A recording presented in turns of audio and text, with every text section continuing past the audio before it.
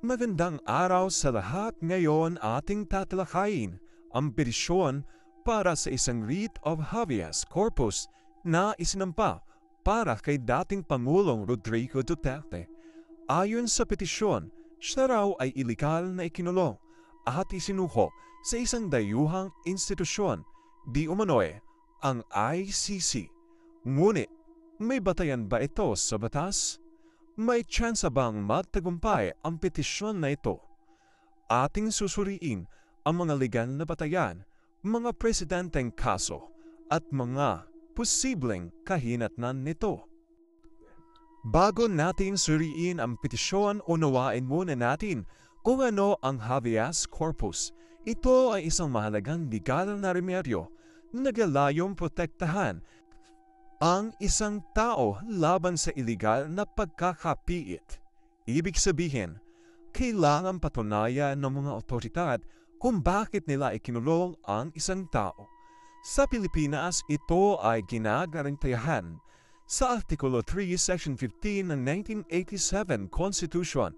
Gayunpaman, hindi ito ganap na karapatan dahil maaaring ipagpaliban ito sa mga matitinding kaso tulad ng pananakop o rebelyon. Ang tanong ngayon, maaari bang gamitin ito sa kaso ni Duterte? Ang karapatan sa habeas corpus ay matatagpuan sa maraming batas sa Pilipinas. Narito ang ilan sa mga pangunahing batayan. Una, ang 1987 Constitution, Artikulo 3, Section 15, na ginagarantiyahan ang karapatan sa writ of habeas corpus. Ikalawa, ang Rule 102 ng Rules of Court, nagtatakda ng proseso sa pagsusumite ng isang habeas corpus petition. At ikatlo, ang Revised Penal Code, Artikulo 267 at 268, tumutukoy sa parusa para sa iligal na pagkulong ng isang tao. Batay sa mga batas na ito, ating susuriin kung may bisa ang petisyon para kay Duterte. Upang mas maunawaan ang kaso ni Duterte, tingnan natin ang ilang mahalagang desisyon ng Korte Suprema tungkol sa habeas corpus.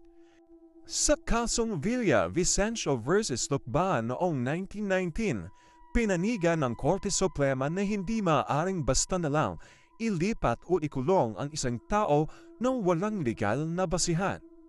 Sa kasong Lansang vs. Garcia noong 1971, nilimitahan ang kapangyarihan ng gobyerno sa pagdedeklara ng detensyon. At sa kasong Iligan vs. Enrile noong 1985, ipinahayag na hindi maaaring gamitin ang habeas corpus kung isang tao ay kusang loob na sumuko.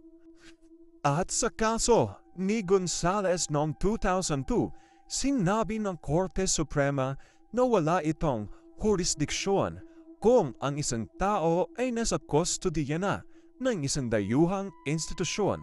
Ang mga kasong ito ay makakatulong sa ating pagsusuri kung may pag-asa ba ang petisyon ni Duterte na magtagumpay. Ngayon ating susuriin kung may pag-asa bang magtagumpay ang petisyon. Una, kung si Duterte ay sa pilitang ikinulong, may posibilidad na may bisa ang petisyon. Ngunit kung siya ay kusang loob na sumuko ayon sa kaso ni Iligan vs. Enrile, malamang na ito ay madismiss. At kung siya ay nasa kustodiya na ng ICC, ayon sa kaso ni Gonzales, wala nang jurisdiksyon ang Korte Suprema. Dahil sa mga puntong ito, mukhang mahina ang legal na pundasyon ng petisyon. Sa kabuuan, maraming hadlang na kinakaharap ang petisyong ito. Una, kusang loob umanong sumuko si Duterte kaya mahina ang argumento ng illegal na detensyon. Ikalawa, kung siya ay nasa ilalim na ng isang dayuhang institusyon, wala ng jurisdiksyon ang Korte Suprema.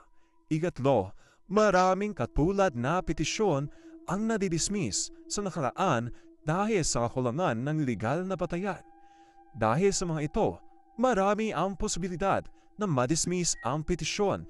Maaaring ito ay isang pampolitikang hakbang kaysa isang legal na laban, ngunit ang huling desisyon ay nasa kamay ng Korte Suprema.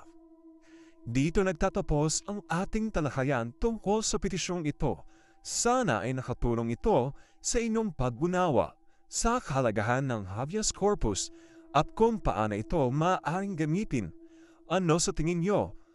May pag-asa bang matagumpay ang petisyong ito o ito ba ay isang walang saysay na hakbang?